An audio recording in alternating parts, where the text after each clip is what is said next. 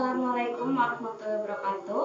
Perkenalkan, nama saya Fitri Ayu Rasmini, NIM 34200073. Di sini saya akan menganalisis sebuah fenomena sosial yang dihubungkan dengan teori nilai dan norma sosial. Nilai sosial merupakan nilai yang dianut masyarakat mengenai apa yang dianggap baik dan apa yang dianggap buruk oleh masyarakat. Nilai juga memiliki fungsi sebagai suatu pedoman dalam berperilaku dalam masyarakat.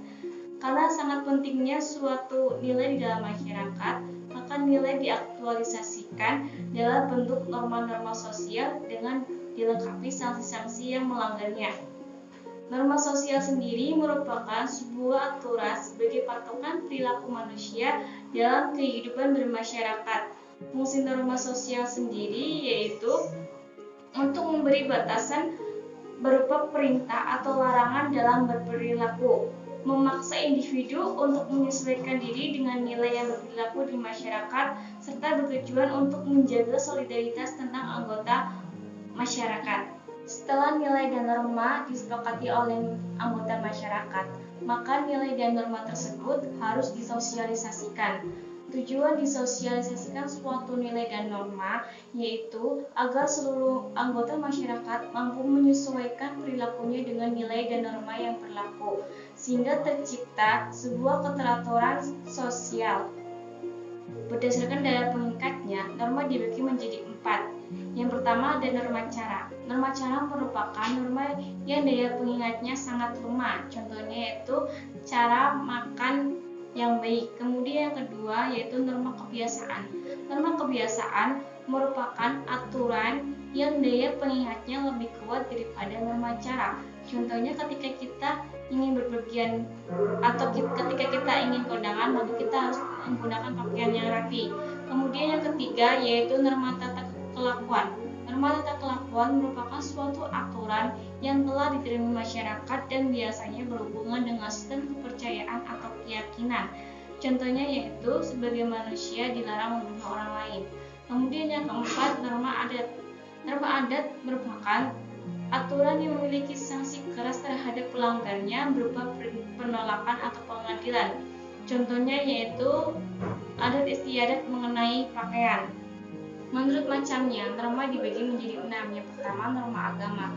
Norma agama merupakan norma yang berada dalam agama yang sifatnya pasti karena berhubungan dengan Sang Pencipta. Kemudian yang kedua, norma kesusilaan.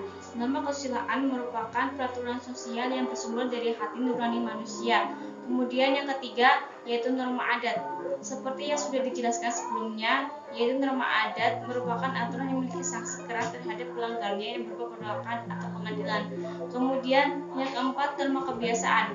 Norma kebiasaan merupakan suatu bentuk kegiatan secara terus-menerus dalam bentuk sama. Kemudian yang kelima, norma kesopanan. Norma kesopanan merupakan sebuah peraturan hidup yang timbul dari hasil pergaulan norma masyarakat yang bersifat relatif. Kemudian norma hukum. Norma hukum merupakan aturan yang dibuat oleh lembaga tertentu. Seperti apa fenomena dalam nilai dan norma sosial? Berikut adalah fenomenanya. Seminggu terakhir, sejumlah aksi kriminalitas menyita perhatian publik, di antaranya di Bekasi, Jawa Barat.